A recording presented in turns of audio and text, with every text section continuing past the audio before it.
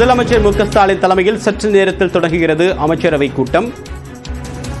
Budget கூட்டத்தொடர் தற்போது நடைபெற்று வரக்கூடிய நிலையில் பல்வேறு புதிய திட்டங்கள் அறிவிக்கப்பட்டிருக்கிறது. இந்த திட்டங்களுக்கான ஒப்புதல் வழங்க ஏதுவாக இந்த அமைச்சரவை கூட்டம் நடைபெறுவதாக தகவல் வெளியாகியிருக்கும் நிலையில் கூடுதலாக அமைச்சர்கள் பேசக்கூடிய கருத்துக்கள் என்பது சர்ச்சையாகி வருகின்றன. குறிப்பாக அண்மையில் பெண்கள் குறித்து அமைச்சர் பொன்முடி பேசிய கருத்து சர்ச்சையான நிலையில் அமைச்சர்களுக்கு அறிவுரை வழங்கக்கூடிய ஏதுவாக இந்த அமைச்சரவை கூட்டம் நடத்தப்படும் என்ற தகவலும் வெளியாகியிருக்கிறது.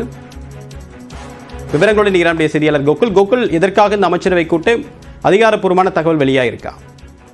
சென்னை தலைமைச் செயலகத்தில் இன்னும் சற்று நேரத்தில் முதலமைச்சர் மு க ஸ்டாலின் தலைமையில் தமிழக அமைச்சரவை கூட்டம் நடைபெற இருக்கிறது.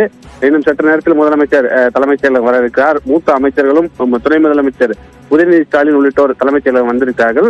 குறிப்பாக இந்த அமைச்சரவை கூட்டத்தில் தொழில்துறை சார்ந்த பல கொள்கை முடிவுகளை எடுப்பதற்கு இந்த அமைச்சரவை ஒப்புதல் அளிக்க இருக்கிறது. அதே நேரத்தில் சர்க்கார் பெயரில் இருக்கக்கூடிய பட்டா நிலங்களுக்கு ஏற்கனவே அந்த நிலங்களுடைய உரிமையாளர்கள் பேரிலே பட்டா பதிவு செய்து கொள்ளலாம் என்று அமைச்சரவை ஒப்புதல் அளித்திருக்கிறது. 6 மாத காலத்திற்குள் அதை முடிக்க வேண்டும் என்று தமிழக முதலமைச்சர் உத்தரவு பிறப்பித்த நிலையில் அதில் சில திருத்தங்களை எளிமைப்படுத்துவதற்காக சில திருத்தங்களை செய்வதற்கும் இந்த அமைச்சரவை கூட்டத்தில் விவாதித்து ஒப்புதல் அளிக்கப்படும் என்ற தகவலும் வெளியாயிருக்கிறது. அதே நேரத்தில் அமைச்சர் பொன்முடி ஒரு சர்ச்சைக்குரிய பேச்சு தற்பொழுது வெளியாகி பெரிய அளவிலான ஒரு சர்ச்சையை ஏற்படுத்தியிருக்கக்கூடிய நிலையில் தமிழக அமைச்சர்களுடைய செயல்பாடுகள் மற்ற பேச்சுகள் உள்ளிட்டவைகள் குறித்தெல்லாம் முதலமைச்சர் இந்த அமைச்சரவை கூட்டத்தில் அமைச்சர்களுக்கு சில அறிவுறுத்தல்களையும் சில உத்தரவுகளையும் பிறப்பிப்பார் என்ற ஒரு தகவல் வெளியாயிருக்கிறது.